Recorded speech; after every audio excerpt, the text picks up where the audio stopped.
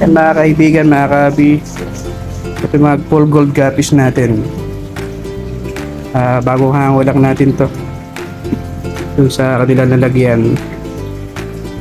Yan, ganda po, di ba? Ngayon, lalagyan natin sila dito. Kaibigan. Kasi ano, mga kasi tayo niyan ah. Yeah. Natin sila lalagyan mga kaibigan. Siyempre, i-acclimate muna natin sila.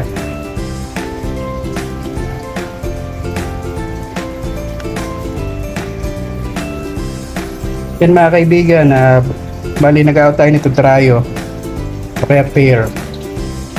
Pero ngayon, mga male muna hinuli natin. Mamaya, huli ulit tayo ng mga female. Ito yung mga female natin, medyo maliliit pa. Kasi ito pa ibang male.